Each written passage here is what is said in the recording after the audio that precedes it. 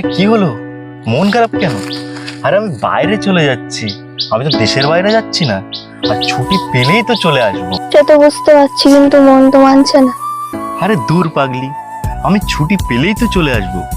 আরে এবার তো হাসো। যে শহরে যাচ্ছ যাও, কিন্তু কোনো মেয়েদের সাথে কিন্তু কথা বলবে না। কি বলছো? আরে তোমাকে ছাড়া অন্য কোনো মেয়ের স্বপ্নেও ভাবতে চাই না। সত্যিই ভালোবাসাটা থাকবে তো শেষ পর্যন্ত? রাজার যেমন রাজ্য আছে, আমার আছো তুমি, তোমায় ছাড়া এ জীবন শূন্য মরুভূমি। যে শহরে যাচ্ছ যাও, কিন্তু কোনো মেয়েদের সাথে কিন্তু কথা বলবে না। আচ্ছা বাবা, তাই হবে।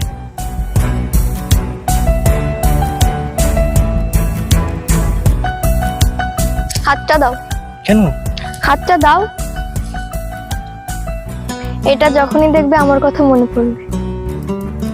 অনেক সুন্দর হয়েছে, কিন্তু ম্যাডাম আপনার জন্য তো একটা গিফট আছে। ওয়েট, এটা হচ্ছে তোমার গিফট, হাতে দাও। খুব সুন্দর হয়েছে, কিন্তু তুমি কবে যাচ্ছ?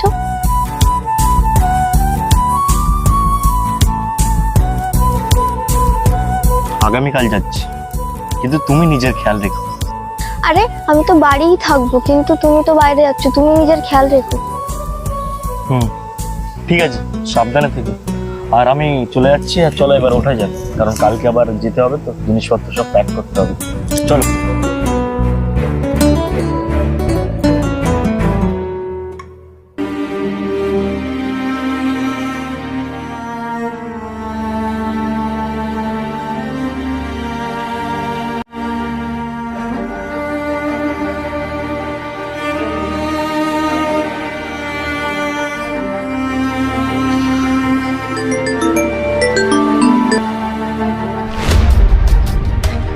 হ্যালো, হ্যাঁ কোথায় আছো তুমি?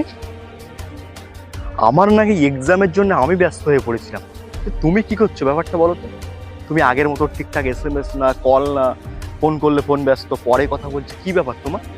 আর শোনো, আমি এক্সাম দিয়ে বাড়ি চলে এসেছি, তুমি চলে এসো, যেখানে আমরা দেখা করতাম সেখানে চলে এসো এক্ষুনি। ভালো লাগছে না, এখন না পরে। এমন কেন করছো তুমি? তুমি তো আগে এমন করতে না। তাহলে কি তুমি কি চাইছো তুমি বলো তো? দেখো, আমি তোমাকে একটা কথা বলি, তুমি আসবে না আমি তোমার বাড়ি যাবো? ঠিক আছে, আমি আসছি।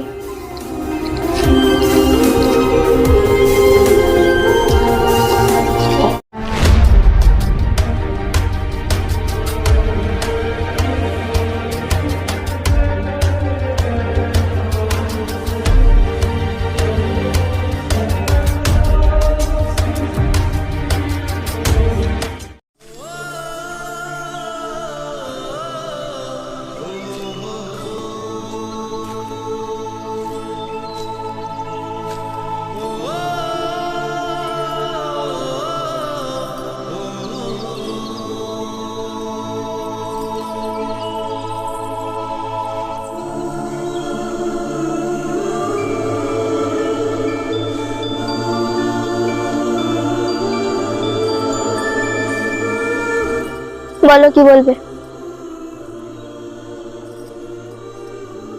মানুষ পরিবর্তন হয়, কিন্তু এতটা পরিবর্তন হয় এটা আশা করিনি। আর তোমার সাথে ইনি কে? ওর নাম সার্থক, আর ওর সাথেই আমার বিয়ে ঠিক হয়েছে। মানে ওর সাথে তোমার বিয়ে? কি সব বলছো তুমি? তোমার কি মাথা ঠিক আছে? হ্যাঁ ঠিকই বলছে, আর কিছু বুঝতে বাকি আছে? কি সব বলছো তুমি?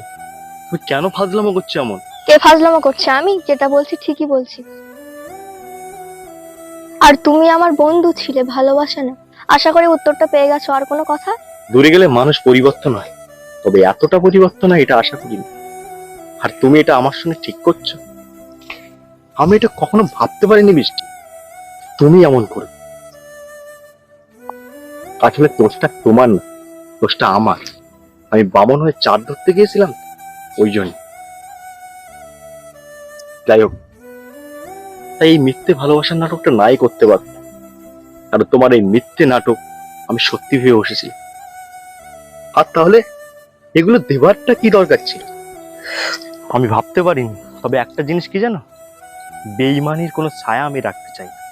আর তোমার জিনিসটা তুমি রাখো। আর একটাই কথা, তোমার মতো বেঈমানের মুখ আমি জিন্দেগিতে দেখতে চাই না।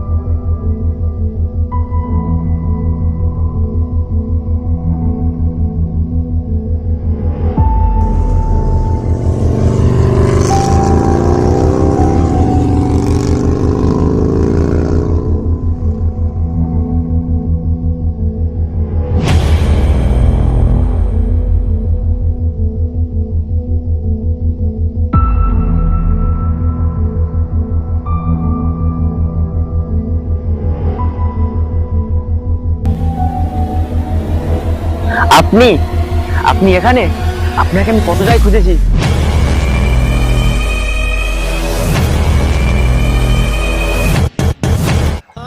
আমি ভালো আছি, কিন্তু আপনি কেমন আছেন?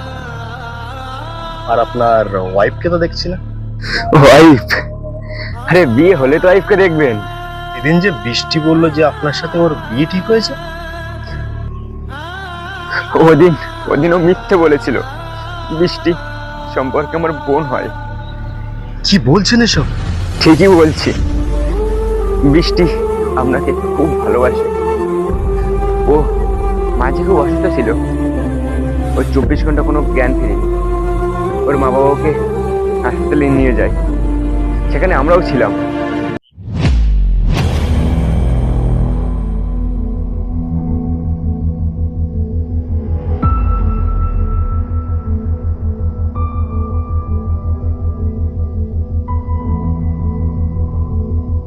ডাক্তারবাবু, আমার মেয়ের রিপোর্টটা। হ্যাঁ, রিপোর্ট। বৃষ্টিমা, তুমি একটু বাইরে যাও, তোমার মায়ের সঙ্গে আমার কিছু কথা আছে।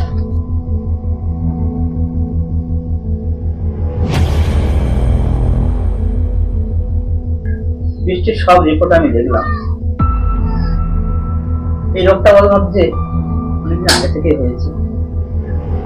ওর মধ্যে যে মারণবিধি এসেছে, চিকিৎসা শাস্ত্রে তাকে বাঁচিয়ে তোলা আর সম্ভব নয়। ওকে হয়তো আমরা আর বাঁচিয়ে রাখতে পারবো না।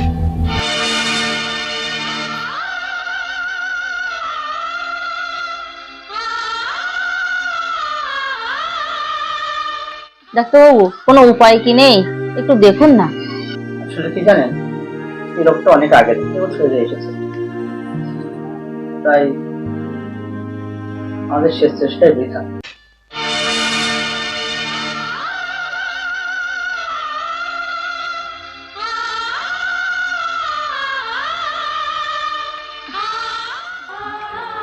কিন্তু কিন্তু এই বিষয়ে তো আমি কিচ্ছুই জানি না। আর আর ও তো আমাকে কিচ্ছু বলেনি। ও ও তোমাকে কিছু জানাতে চাইনি, ও আমাদের সবাইকে বারণ করেছিল। তারপর তারপর ও কি হয়েছে ওর? বলুন না, বলুন না, কি হয়েছে ওর? বলুন না, কি হলো? কি হলো? কিছু বলছেন না কেন? বলুন না, বলুন না, বলুন না, বলুন না। ও কেমন আছে? দাঁড়ান, এই চিঠিটা নিন, এটা বৃষ্টির দেওয়া চিঠি, আপনাকেই দিতে বলেছিল। আমি আর কিছু বলতে পারবো না, আর বলার মতো কোনো ভাষা আমার নেই। আমি তাহলে আসি।